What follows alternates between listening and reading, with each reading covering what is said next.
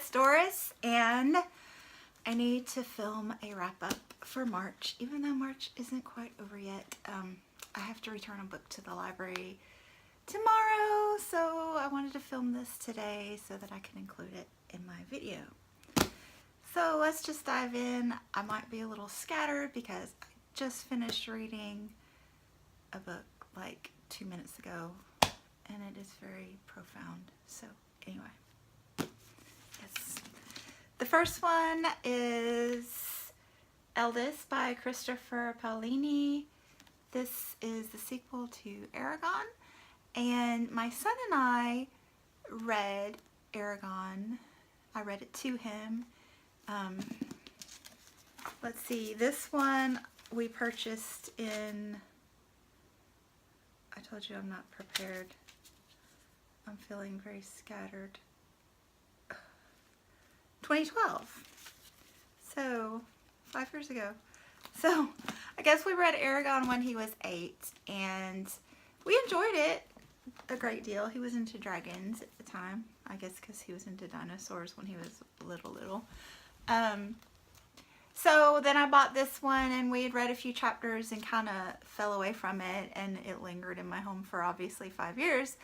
And one of my goals for 2017 is to get rid of all those lingering books. And so I decided to pick this one up this month, and I got the book on tape from the public library and was listening to it in the car, and I just wasn't into it. I think this is something that I really would have enjoyed as a kid, but now it's just way too much pomp and circumstance in this one and not enough action, and yeah, it wasn't even interesting, the book on tape.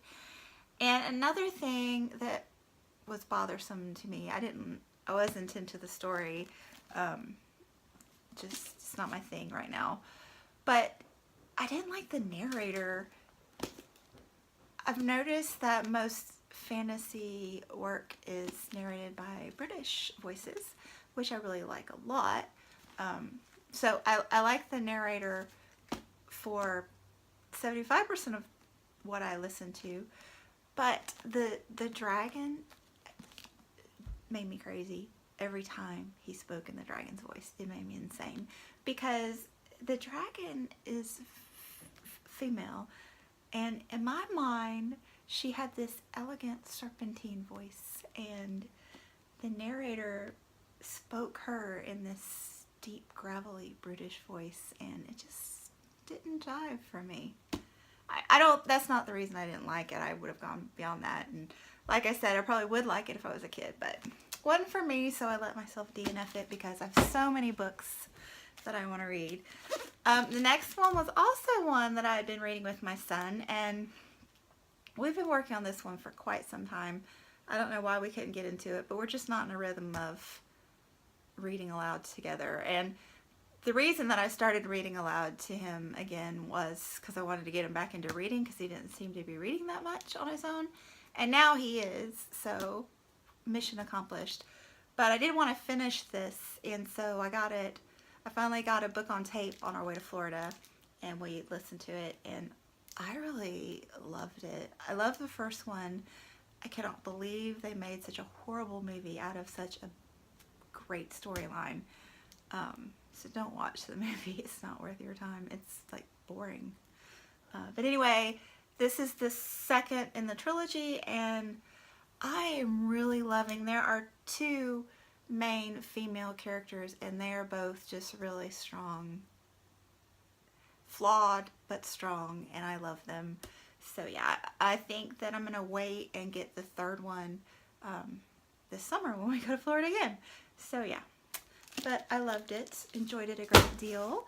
And then I finished 1984 by George Orwell. I got this little guy from the high school book room, and this is a great book as well. There's a reason that it's a classic, that it's taught in school. Yeah. There's all the newspeak and doublespeak, and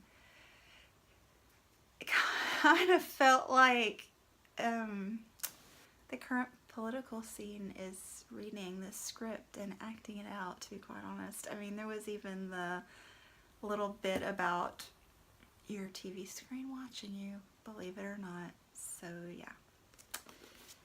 Yeah, pretty creepy, in my opinion. And then I had a quick read with Station 11. I kind of have mixed feelings about this. Like, I really like it a lot. I enjoyed it a lot, but I thought it could have been better, and I don't know why I say that. I don't know why I say that. It just felt that way. But I did like it a lot. It's great. I really liked the way the storyline jumped around and from people to people and from time zone to time zone. I mean, it goes back and forth between the future and the apocalypse. I mean, there's a disease that destroys, I guess, 99% of the population. So it talks about before the disease hit and during it and after, when people are living in isolation in little communities, and this group of actors and musicians travel from community to community putting on shows, music and Shakespeare. And yeah, I think I was maybe in the mood for more of the apocalypse disease part, and this is more literary fiction, which is kind of ironic that I say that because I like literary fiction. That's my thing. So I don't know. But yeah, I liked it. I did.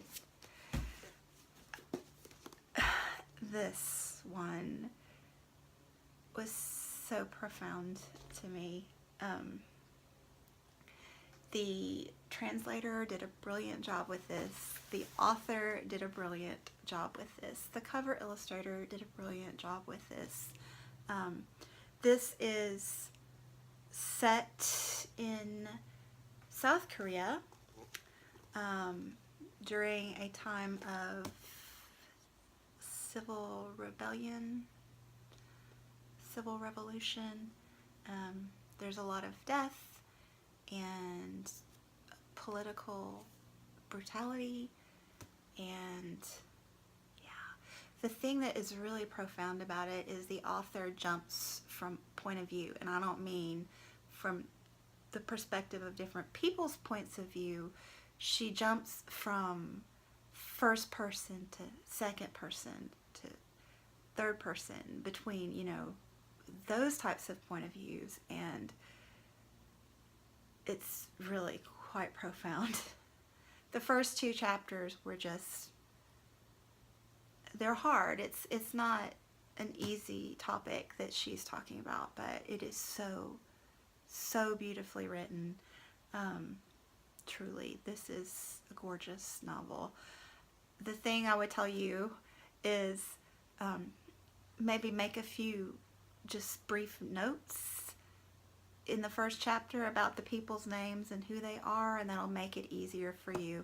Like I said, the first two chapters are just gorgeous. And then the other ones are a little more just kind of, I don't know, historical. And then the last chapter is, she ties it together beautifully and leaves it with this beautiful glimpse of hope. I mean, I don't know what to say, but this is a gorgeous book. This is so gorgeous. And I'm really excited to read The Vegetarian. She wrote The Vegetarian, which got a lot of accolades. So yeah, definitely. And then, was it last night or the night before? I can't remember. It's all over. I finished Daphne du Maurier's The King's General. And this was just an enjoyable read. It's not anything profound, life-changing. It's just highly enjoyable. I liked it a lot. It's set in the 1600s, I believe, during a civil war in England. My British history is not super fabulous, but especially that far back. One thing I really appreciated about it is a lot of times when you read historical fiction from that era, it's kind of, I don't know, stilted and antiquated, but she kind of brought the dialogue into the modern times, and it just really read very easily. So yeah, and even though you know the story isn't, I mean, she tells you this from the beginning, it's not gonna be a happy ever after kind of ending, you still don't care. You just kind of enjoy the story and the reality of it. Yeah. But I'm really excited to read some of her more prominent works, because this one didn't have as much of the gothic feel that I think Rebecca and My Cousin Rachel have. So I'm anxious to hope to find one of those soon and read it. And one thing I wanted to say is there is a movie trailer going around on YouTube right now for My Cousin Rachel, and it looks really good, but I was kind of ticked off because it was one of those movie trailers, like it shows you the entire movie in 90 seconds, and I hope it wasn't too much of a spoiler for me. And then the one that I just finished, this is a young adult, you might say a romance. Essentially, it's about teen suicide or just suicide in general. This author, Jennifer Nivens, this is the second book I've read of hers. The first one was Holding Up the Universe, which I just really loved. And this one I loved as well. It took me a while to really engage with the characters, but she really understands the hearts and souls of teenagers, and she writes about them with grace and dignity, and yeah, this is beautiful. It's not a happy read, I'm just gonna go ahead and say that, but I think it's an important one. And yeah, I mean, I don't feel like I'm giving away spoilers. It tells you on page 1 that there's suicidal kids in it, but this is just gorgeously written, and again, young adult fiction really has a lot to offer. So anyway, that's what I've read so far, and I'm hoping to get some more things finished this week, so that I can get in double digits again for March. We'll see. But anyway, thanks for watching, and I will be back soon. Bye!